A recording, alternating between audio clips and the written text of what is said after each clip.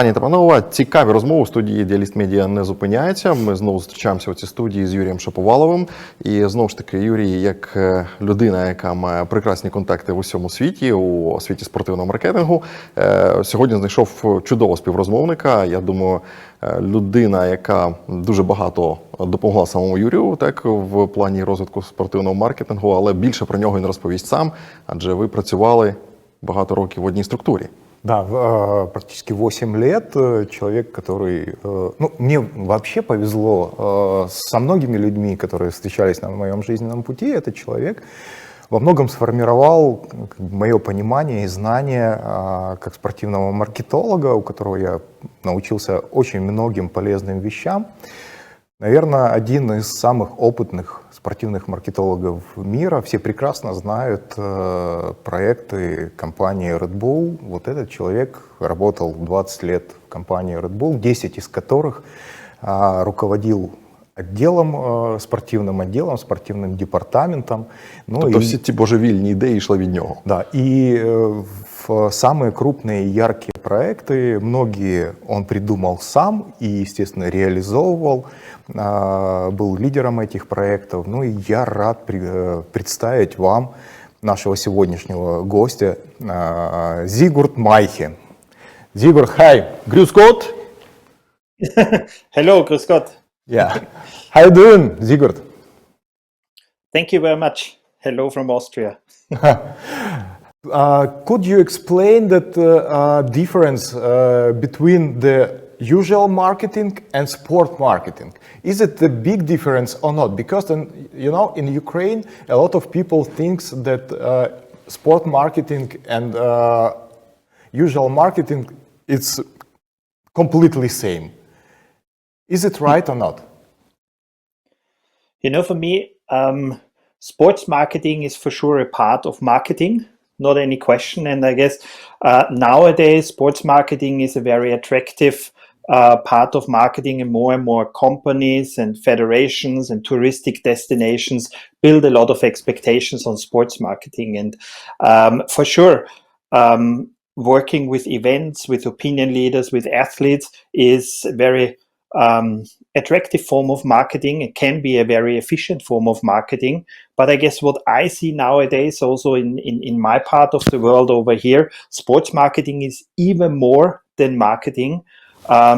For example, when you are an event organizer over here or an athlete and you search for partners, for sponsors for yourself, for your events and projects, you hear more and more from companies that, hey, you know, marketing is fine. I can do much more marketing, but honestly, I have enough clients. But what I'm missing at the moment is having talent and people who work for me like employees. So what we see over here is sports marketing is even going beyond the typical marketing activities and fishing, for example, in grounds of human resources. So many events over here, they offer to the companies not only logo visibility, but also access to the talent and to the future employees. Because if you're looking for team members of your company,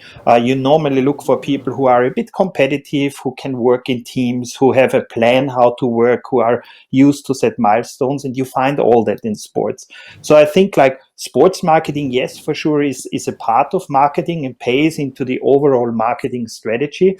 But what I see also for the future is that we are sports and marketing in sports, you will achieve many more stuff than the typical sales and communication targets. I think it will even grow in the future, and that's why I feel it's definitely worth speaking about sports marketing because it will accompany us in the future and it will be developed much further than we know it nowadays. And you know, going further, when I started with sports marketing some 25 years ago, the target was always like logo placement, visibility, and getting some kind of media outcome. And over the years, it tended more and more into product placement. Companies got used that we as sports, they find the right occasions and playgrounds where they can also show the functionality and the benefits of their products, like Mercedes in Formula One or drinks in extreme sports, or what it was. And after a while and more from product placement, it moved even further to storytelling. We know nowadays everybody is looking for stories and how to bring a brand to life and how to underline messages and let other ones speak for you. So, and then I guess the next step now, and this is the world that we are all living in, the companies and brands try to showcase the functionality of their products via sports. And from that, it came more and more into storytelling, I guess, what we all are very used to. And nowadays, with a very high engagement factor.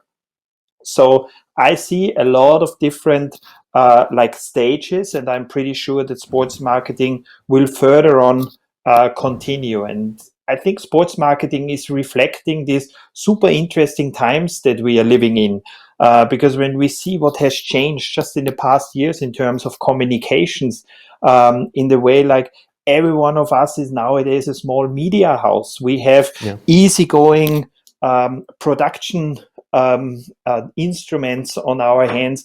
Everyone has his own media channels and following different strategies, trying to get a lot of followers and likes and hits and all that. And I'm still coming from a time where we had one or two different TV channels. And when there was a big ski race, the streets were empty because everybody was looking on, like was watching that one event or happening. So on communication, there is a lot of changes. And in the same way, the technology, especially the digitalization, this is somehow where sports marketing reflects a lot of what is possible there. The big data cloud nowadays, everyone has access to all information nowadays.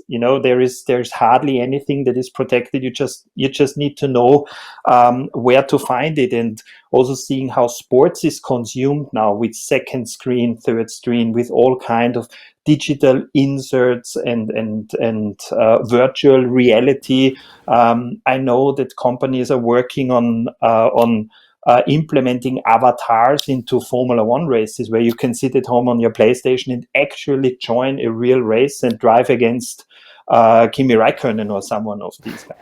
Yeah, and that's a good example with Formula One. And in this flood of information, the local sports events, they are losing the interest for local people, because having a lot of gadgets, having a lot of phones, of televisions, or any channels of information, the people are closer to global events than before. And the local events, they are losing interest or not? I think people have many more choices. And as you say, in former days, you could join what was happening in front of your door and you didn't have more choices. Nowadays, the world is open. And when I look at my kids, they're watching all Super Bowl. So Super Bowl weekend, that Sunday, our house is full and popcorn and chips and many different people that I don't know somehow. But Super Bowl was not of interest for me. I think that sports are now challenged, and also events for sure, to reflect the current situation of what is admired, what is followed, and they need to be better than the others. There is more competition out there. It's not enough to just be somewhere and count that regional people are joining. You have to be attractive and you have to be relevant in some stage. And as much as this is maybe a risk that you lose attention and attractivity, it's also a huge opportunity and benefits, because suddenly you can easily, with Facebook Live or something, you can transmit your small event or small activity globally everywhere. And when you look at these YouTube stars, like is it in trail biking or parkour running or free running, like where suddenly a young guy, 12 years of age from France, or now recently the one, I guess, 14-year-old skateboarder who did the first 1080 in the ramp somewhere. This is just going viral and going everywhere. So on the one hand, yes, risky, because more competition out there for the attention and for the people's interest. But on the other hand, many more opportunity that you open up not only your regional market, but the whole market somehow. I know you like concept know, try, believe. Could you explain what it means and how it works? You know, for me, I'm not a very academic guy when it comes to sports marketing. I love to work in the real world and very applied, and trial and error was a very good teacher for me. And I when now joining conventions or talking with colleagues, I hear the marketing definition and also the recipes and how to do marketing sometimes sounds super complicated and very complex. And I'm an old school guy, and I love to follow one very simple recipe when it comes to sports marketing. And this is what I call the know, try, believe triangle. Not my invention, has been around for ages somehow. But at the end, I think whoever goes into marketing needs to simply answer three questions. On the one hand, it's like, know who knows me, and especially who does not yet know me. The knowing, the awareness is super important. And no matter if you are a company who wants to sell goods or services, or if you are a touristic venue that is tending to find more guests, or if you are a sports federation or a club where say I want to have more members, more kids joining my trainings and my services. So it's always about this awareness, like who does not yet know me? That's the first question that you need to answer. I feel. And in my opinion, the second thing is the try factor, because people are very sensitive. They do not just believe what they hear and read and listen to. Somehow they want to try things out. So I guess the trial rate is very important. And for sure, if there's a new product, a new drink or something to eat, you first try it and then you either like it or not. But in sports, it's the same. You know, if you are parents and you want to, and your kids ask you, hey, can I join basketball team or a soccer team or somehow? Normally you try it out. There are these test days and training days where people get used. So the trial rate is important. And I think that's also from a marketing perspective, you need to aim to have a very high trial rate.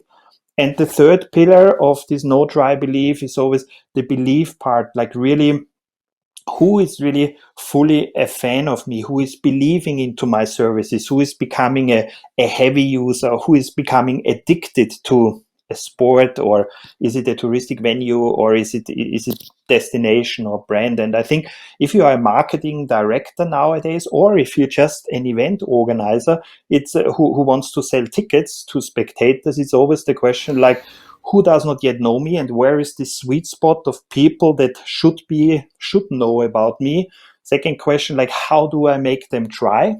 And then the third question is, okay, if they once have tried my product, and if my quality of services and everything is convincing, how do I make people return, and how do they become big fans and followers of what I'm doing? And I think this no try believe is a very simple questionnaire that everybody who steps into marketing should answer honestly.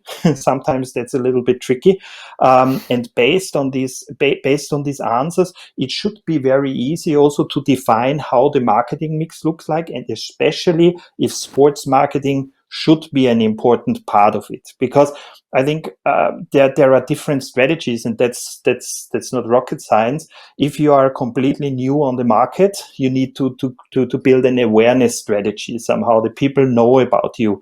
But if you are a brand that is maybe a little bit, how to say, very established already, but you want to target to the young consumers, you have to run a complete different strategy. And it's very interesting to see, for example, Mercedes at the moment, when you see them in esports, when you see them in surfing, it's obviously that they are targeting a different target group, or an additional target group to the typical Mercedes audience they had before. And I think this is really where sports marketing can add so much, because creating awareness via events is something you can do. Show-stopping events where everybody just turns head and say, wow, what the hell is going on here? Where you create this word of mouth, and a lot of people that you touch that you most likely could never touch with a typical above the line campaign, or the campaign would be super expensive. And It's the same with athletes marketing. I guess you have a lot of superstars in the Ukraine. Just talking about the Mr. and Mr. Klitschko, I guess so many people know about know about them. People are aware of them, and with whatever brand they are linking together, whatever message they have, they can transport it to via their channels to their audiences. And this is something where I guess brands and companies build a lot when it comes to awareness strategies on athletes marketing and on events. And it's the same with the trial rate, showing or an athlete who is winning Ironman in Hawaii, for example, and he or she is drinking a Powerade, a Gatorade, an Isostar, or an energy drink before, like people will immediately get that functionality message that, hey, if he is winning with that, I will try it as well. So when I go for my next bicycle trip or for my running round, somehow I will also try these products. And no matter if this is something to eat, to drink, or if it's clothing, shoes, technical equipment. And for sure, the belief factor, I guess, this is where sports marketing can do by far the most, because sports is not always linked to emotions, to experiences, to personal experiences, winning, losing, achieving, all these different areas. And this is how you can fill your brand with life. And I guess this is somehow, when we talk about this know, try, believe triangle, sounds super simple. And I feel this is still a very valid and very strong recipe in order to define if someone should use sports marketing in his marketing mix, and which kind of instruments, and how to achieve success there. Yeah, you explained this triangle very, very clear. But as I understood, to know about this triangle, it's just a small part of the success. The biggest part is to find the tools which will bring this triangle alive for every brand or for every sports organization. And the way the choose of the tools is, I think, more important even for a great sports event, or for a company or sports club, how to find the right tools for this triangle?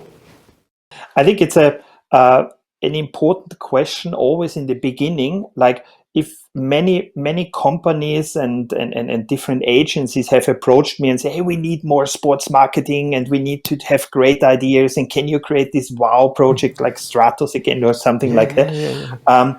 And I have to say, it always falls back to the beginning, when I say, why do you need it? Why do you want to do it? Because at the end, I think the instruments are only, it can be the best instruments, but if they don't achieve the original target, then it was nice doing these, but it didn't lead to success somehow. And therefore, I definitely, this know, try, believe is this kind of homeworks that everybody should do. And then it's about asking the next questions, because when it comes to after that know, try, believe questions, somehow it's about, how to say, researching and talking with the right people.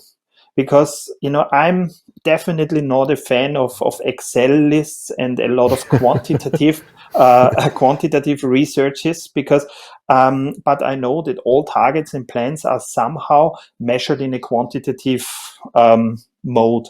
At the end, success is measured in numbers. So if you have more members in your team, if you as an athlete have better results and win, if as a brand you sell more sports shoes, or if you I don't know, more shirts or whatever it is. So there is always this numeric part, and I think it's super important. And nowadays, like when we know about like what we want to achieve, more awareness, more on the experience side, or somehow we need to question ourselves, like, for whom should we do what? That's I guess the question that you ask. And I think there are different ways. What I see nowadays is, due to that digitalization and also the data cloud, we all have access to an unbelievable and nearly unlimited pool of data and research results. And I think it's great that that really all our decisions can be supported with all that. But I also see at the moment a tendency among a lot of marketing managers that they base far too many expectations on purely numbers. And I have a little bit an issue with normal research somehow, because on the one hand, if you build your plans on data, then you normally have the data from a source where everybody else can have it. So if you are Adidas, the same data that you have, Nike will also have. So there is no competitive advantage. The second thing is, like as the name research says, it's happening you deal with historical results somehow, because you now get presented data that an agency has collected in the past by asking people in the past what they like to do in the past. So research is very often very much focused on what people know at the moment when they get asked for. And this is always a little bit more on the historical side. And from our point of view, I guess we all sports marketeers, we want to invent something what is new, what is not yet there. So we need to look into the future.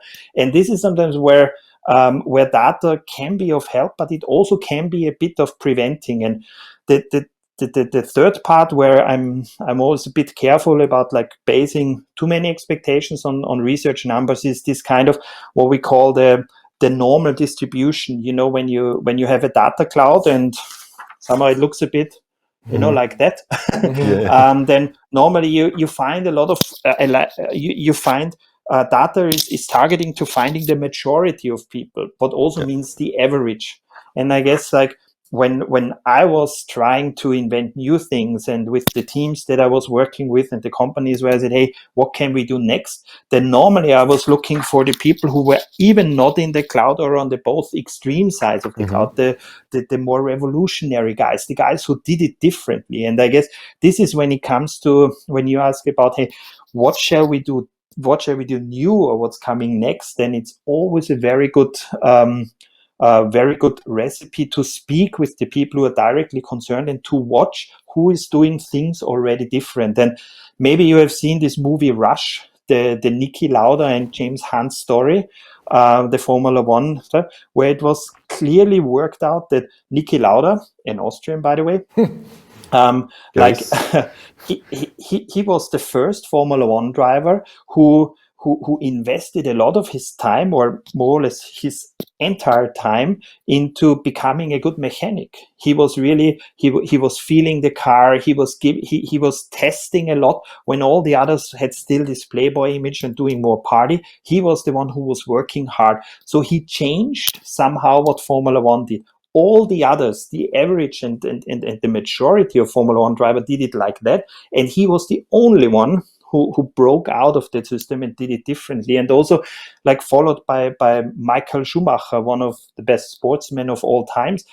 He was the one who brought this athletic training into sports marketing. So he was so much fitter than all the rest. He trained like a high performance athlete. And when all the others stepped out of the car after the Brazilian Formula One Grand Prix, they were exhausted, they were tired, and also they made mistakes at the end of the race. And he stepped out of the car fully fit, nearly not sweating somehow. And so nowadays, all have adapted to these, let's say it's the outsiders or the opinion leaders, tastemakers who broke with some existing rules. And I guess when we speak about sports marketing, we always need to orientate on the people who already now do it a bit different, the ones who look ahead. Like in former days, skiing was everything, and someone started with snowboarding. When Jack Burton and these guys, when they started, it was like, hey, how crazy are they? Strange people, they do it completely different. And it was the same when windsurfing was highly established and someone started with kite surfing. And there are so many examples. So when you ask me about how do I apply that knowledge, or that I gain from answering this no try believe, it's then the next step about doing research of what is the status right now and what more can we do, what can we do different, where can we bring change in.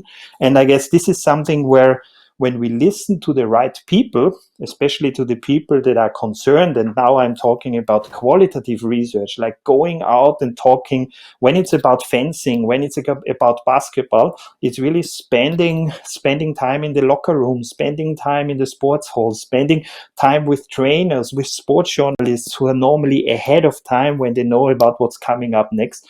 And this is then, I guess, where good marketeers have the ability to listen, and then they implement more or less this knowledge in order to form projects out of it. And normally, when you talk with sporty people or people who are passionate about sports, they immediately tell you about their dream to, I don't know, once finish the Ironman in Hawaii, or run the New York Marathon, or once jump from that cliff, or once, I don't know, be part of a Champions League final, whatever it is. And as soon as people start about their visions and their dreams somehow, then a good marketer who looks ahead of time can extract, like, hey, that sounds cool. Why couldn't we implement it into an event, or form something that is not yet around somehow? Yeah, it's really important. I totally agree with you. Really important to combine the experience, excitement with the data science. At the moment, it's a huge who will combine these two things, able to do the huge step forward. And you start to talk about the about one thing. Many marketing managers trying to copy past successful cases, but it doesn't work well. I know that you like the concept relevant marketing. Tell what is this? What do you mean in this concept? What it mean relevant marketing? I think when we talk about marketing, then we all talk about sustainable marketing. I guess all of us are not the big fans of this kind of one-off marketing gigs or kind of stupid things that are happening just for the sake of it. I guess we all are sportsmen and businessmen, but especially businessmen, that we want to invest into something that we can build on. We want to lay foundations that it grows further. And I feel that relevancy is the name of the game in here. Many people say, hey, can we do something crazy? Then can we do something wow? Can we do something outstanding? Can we do something what no one has seen? And I say, yes, we can do all of that. But at the end, what we need to do is something what has a meaning to people, what is relevant for someone. Because if we just want to do something as a brand or as a company or as an agency, and no one else takes care for that, then it's nice to have, but it will not lead into something. And I guess this is why I feel we have to ask the question always, like, what is relevant for whom? And when building something, I guess that the know, try, believe, again, sorry for falling back into that system, it tells us exactly to whom we are speaking.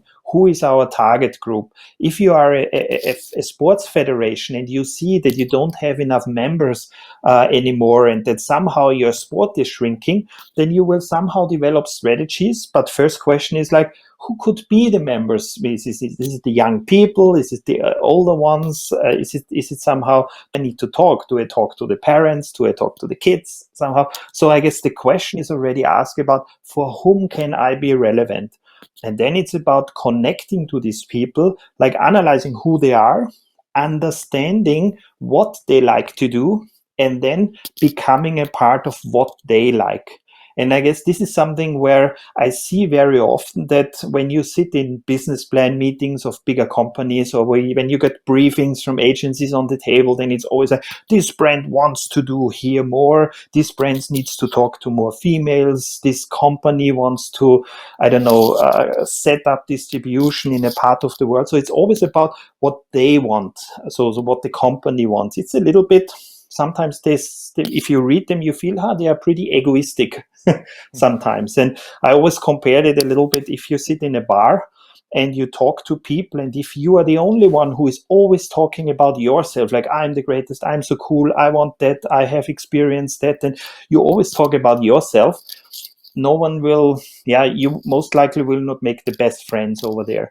But if you sit in that round of people and you start listening to the people, and you are a good listener, and you really ask the questions, hey, what do you like? What drives you? What are you interested in? Somehow this is the way where you normally start a good communication and a good interaction with your target group. I don't know whom you meet in the bar, for sure. But normally that's the way, if you're a good listener, that's the way how you get married at some stage.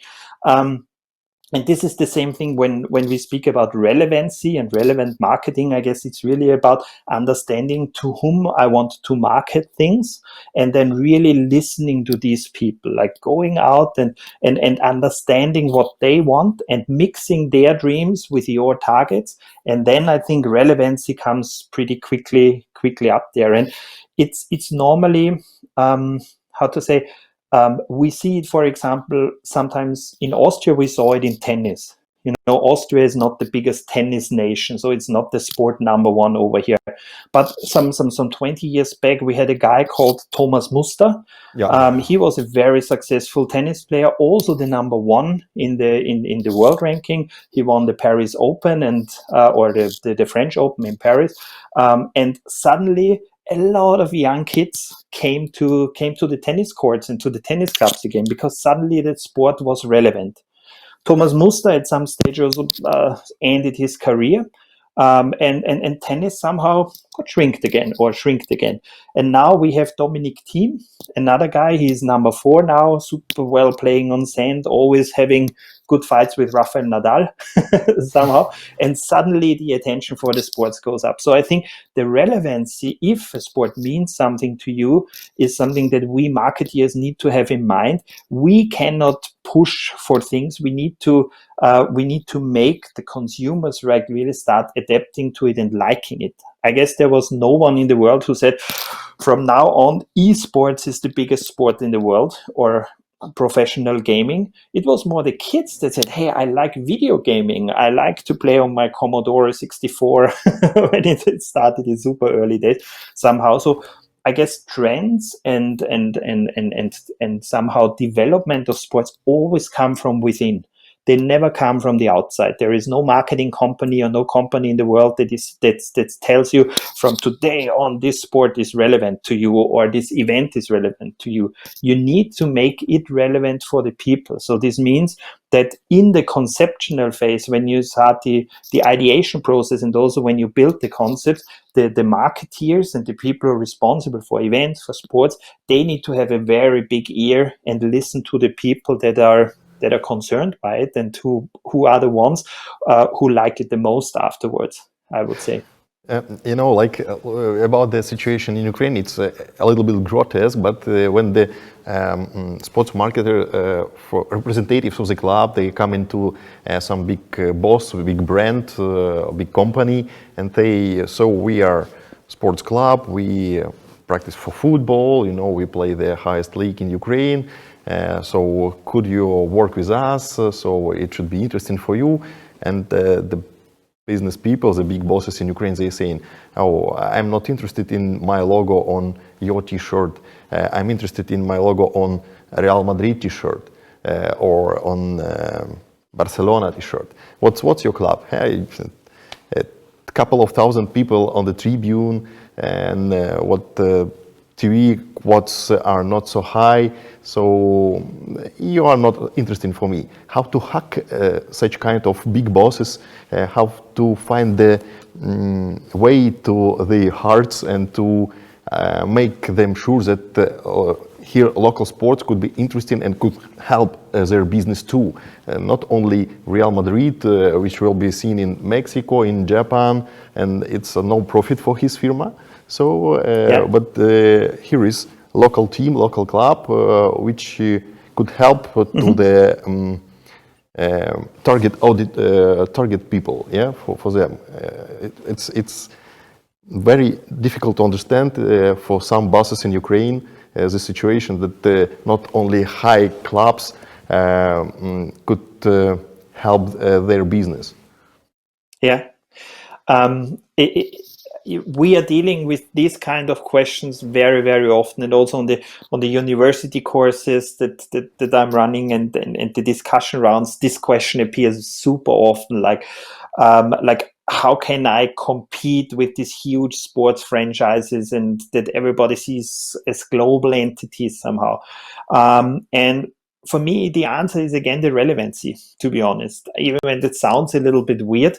But it's on me, like if if I'm responsible as an event organizer, or if I'm running a sports club and I need partners, I need sponsors to finance everything, and very often it is about money and network and somehow, then the first question is always to me like or that I have to ask myself is like what can I offer that could be a solution for someone else? Because I guess a very simple or a very common thing in life is that everybody has problems, everybody has challenges, and everybody is looking for solutions.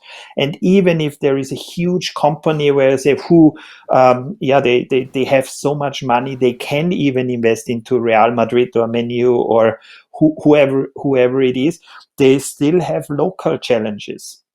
Sometimes they, as I explained before, they need talents and new employees somehow. And they will not, if it's a Ukrainian company that is based in Kiev, they will not find the new employees in Manchester or in Barcelona or somewhere else.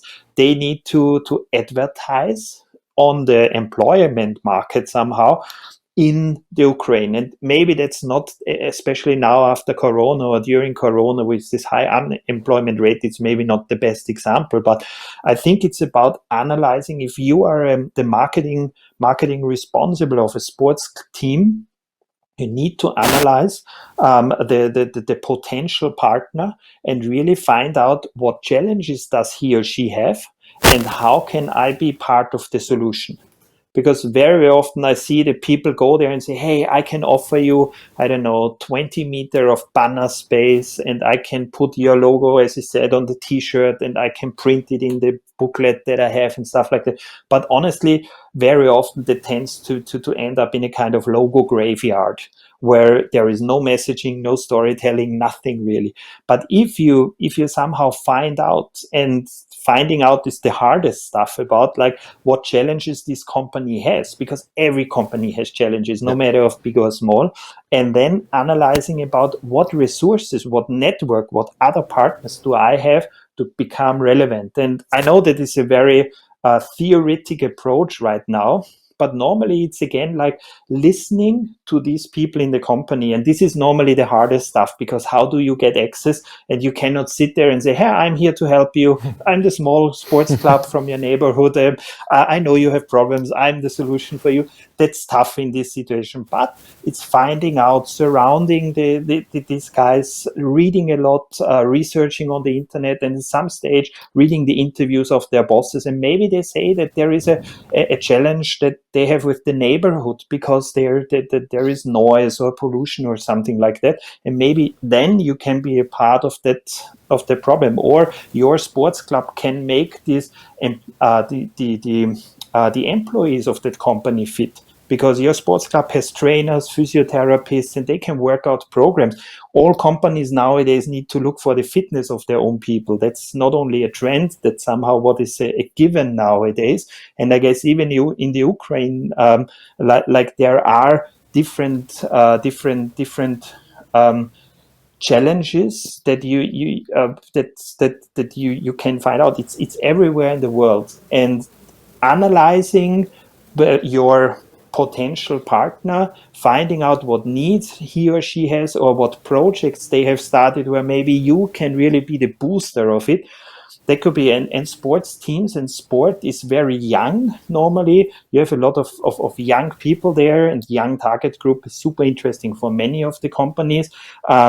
Wealthy, healthy, fit, motivated, high engagement rate. Otherwise, you would not be member of a sports team. There are a lot of characteristics that normally match very much with the targets of the companies. And it is homework. And this is where I say this creativity is not about sitting there and at 2 o'clock in the afternoon you just say, I have the great idea.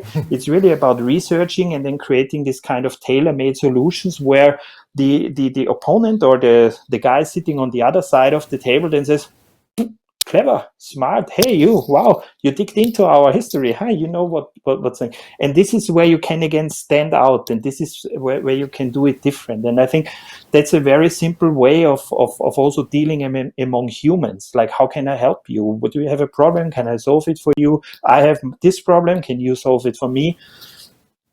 That's the way how I feel modern sports marketing will further work in the future. And it's not all about media numbers, because that's, I guess, the toughest thing that always appears like, if I have my logo in that stadium, millions of people see it. Yes, for sure. But do you as a company really need these millions of people, or is it just the director of that company who says, so many people see me? And yeah, I guess that's the reality that we are living in, or somehow. Listen, we talk. You told a lot about the creativity. We all of us know projects, Stratos, Crash Ties, etc., which is super creative. But in the same time, we have sponsor side. So, what is it better to create own product, own project, or be sponsor of already existed project? That's a very general question, and the answer is both, for sure. Both is possible. I'm a big fan. I'm a big fan of creating new things, but I guess it's as many new companies coming now, or more and more companies are using sports marketing as and have their first attempts in sports marketing. I guess it's great if they team up with athletes or franchises that have ready-made packages for them. And very often these packages reflect exactly what these companies need. Somehow visibility during the whole soccer season, or I don't know, when you talk with Austrians, you always talk about alpine skiing somehow, whereas they, as an Austrian company, and somehow need to be in alpine skiing because it's also an image thing. And therefore these ready-made packages, where they are great opportunities. But it's also nowadays, I guess, it's not anymore that black and white, because even the typical sponsorship where, I don't know, a sponsoring agent or a company is approaching you and say, hey, I have a great asset to sell over here. It's not this typical standard packages. Also, these packages get more and more individualized, and there is, in the execution of these standard sponsor packages, is a lot of creativity. Or also when you see what basketball stars do with Nike, and they get their own individual lines, even when that is a very standard business already of having a shoe contract or a apparel contract over there.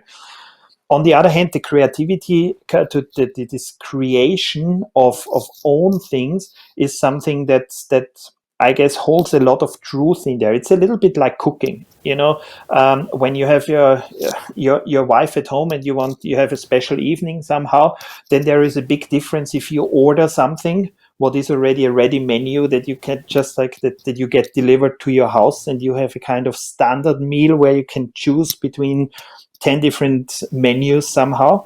Or if you stand in the kitchen and try to create their own meal, very tailor-made for your wife, reflecting her taste, and she likes mushrooms, so you put more mushrooms in there and stuff like that. So it's much more tailor-made and created around the needs and of the specific, is it target group, is it company, or whatever. But for sure, if you start creating your own stuff, there is the risk that it doesn't taste as good afterwards, the meal, or that you just fail, or it just doesn't work out.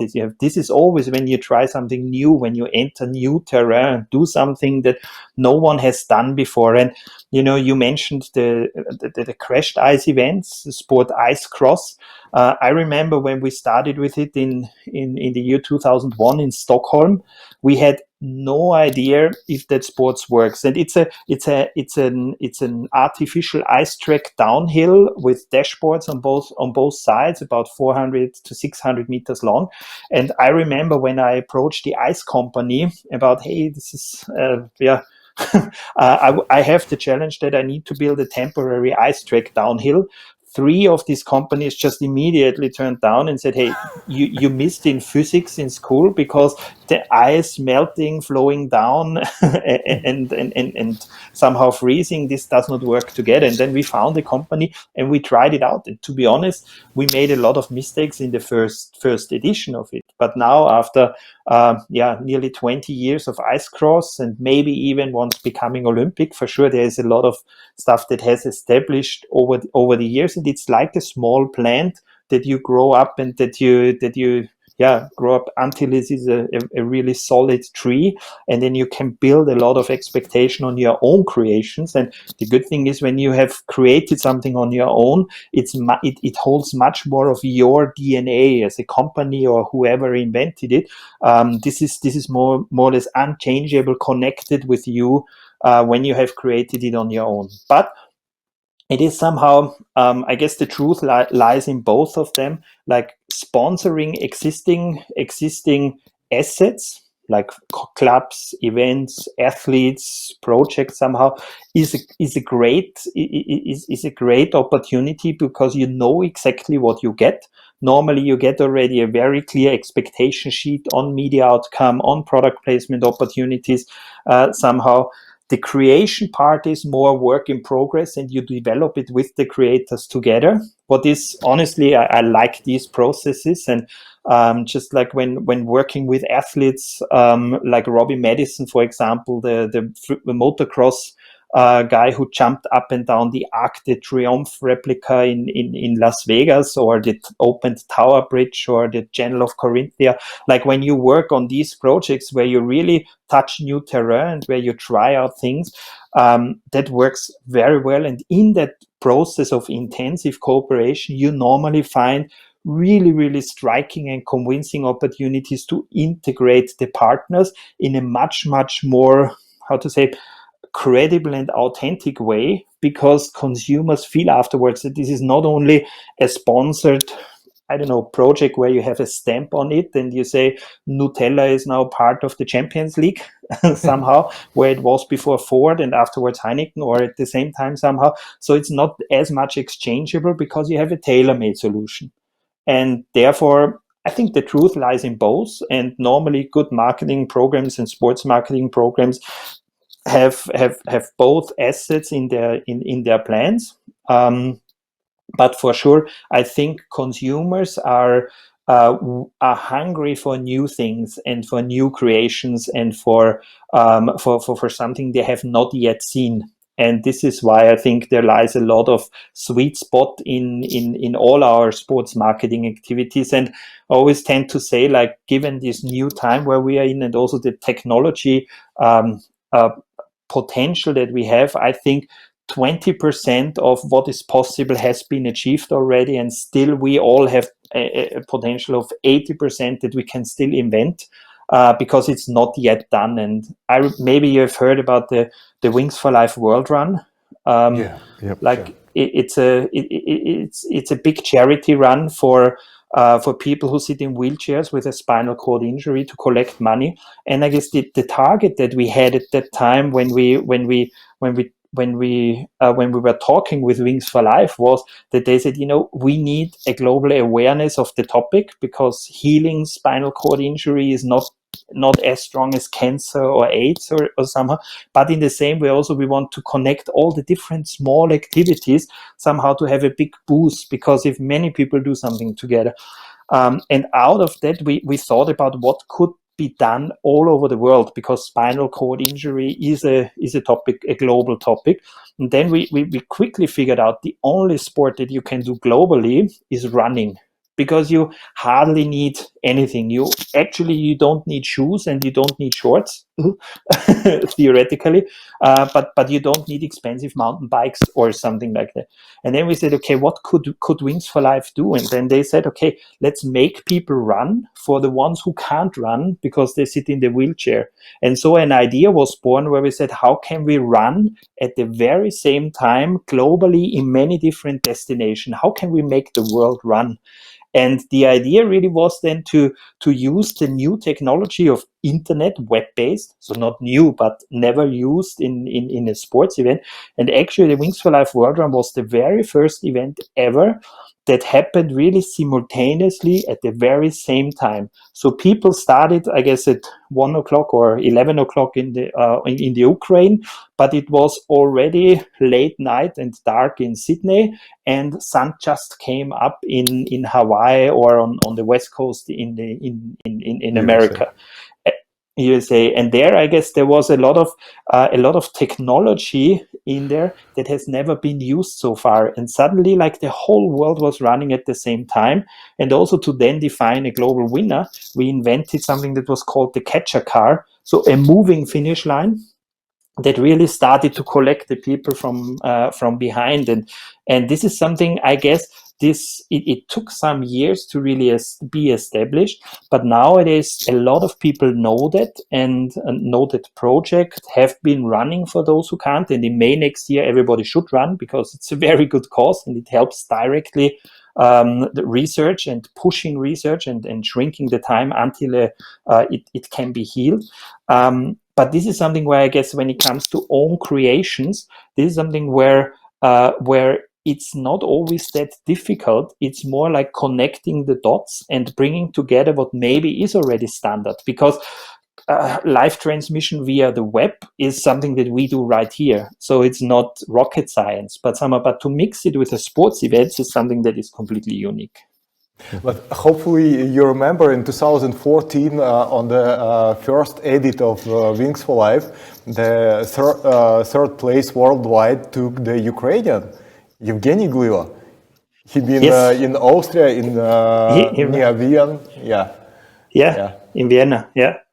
Somehow it was tough, a tight race at that time. It was funny because we did it first time, and the winner was running in Austria, and the one who got second was running in Peru. But they were at the same time connected via web live transmissions. The difference between first and second was only even less than 100 meters. If you on the 78 kilometers. Exactly, some 100 meters. Was very exciting. So that do you think that that project like Wings for Life, huge projects, were able to create even in Ukraine? Should it be, as I remember, we talked in Austria a couple of years ago about the sport marketing in US, and you say that they are so experienced, and we are studying some time from US. But does it mean that only in the big countries with the big stories, with a big experience, with huge markets, sport marketing, only that countries can invent the huge cool projects, or small countries which is just growing in sport marketing like Ukraine, able to create something cool? And how we can be interesting for whole the world to create something, to involve the world for our ideas. Mm-hmm. I'm very frank, and I think big countries and big organizations normally kill creativity, because if you are working in an area where you have thousands of experts, if you come up with an idea, I guess it's nature that 50% of the people say, no, not a good idea. No, not a good idea. So, and I know, when we came up with this idea of ice cross, if we would have asked 100 people, I'm pretty sure more than 50 would have said, hey, that's stupid. Huh? Come on, ice hockey shoes, downhill. How stupid is that? But you should, and then we are again there where the average kills the front runners somehow. And I think especially when your market is not that much established in sports marketing, I think it's a perfect ground to come up with completely new ideas, because you're not so much spoiled, you are not so much experienced, as you say, but in sports marketing. But this does not mean, I think sports marketing has nothing to do with a special expertise or somehow rocket science somehow that you need to study. Sports marketing has a lot to do with being active on your own somehow. So you love sports, you love movement, you love to go out, you love to into nature. And in the second way, it's about knowing humans. You know what your friends like to do. You know what maybe if you're a trainer in a tennis club or in a running club or in a basketball club, you know what the kids love the most after technical training and condition and physical training somehow. And I guess in not so much established areas, it's much easier to bring these things to life, because you are not restricted by so many different layers of decision makers somehow. And I think, like, when it comes to what the Ukraine can create, that it also that is of global that is globally attractive somehow and appealing. I feel that first of all, the question should be like, what is really wished, and what is a desire of Ukrainian people. So what do they like to do? And if they have this enthusiasm, if they do something that is outstanding, then normally the rest of the world is also attracted by it. And first it needs to work in Ukraine, and if you are successful there, it can travel all over the world. And sometimes so when we speak about sports creations, I think there are hardly any completely new sports invented. It's more the location that you do something, where you do something. And I remember some of the projects that you pulled off with this submarine. How was it called? The hangar of The factory somehow of repair and submarine in Balaclava. Yeah. Exactly. And you have so many special locations. And I guess sometimes, if I'm living in Austria here in Salzburg, we have a very famous castle with millions of tourists normally coming in, and everybody's making pictures of this castle. I honestly do not see that castle anymore, because I'm so used to it.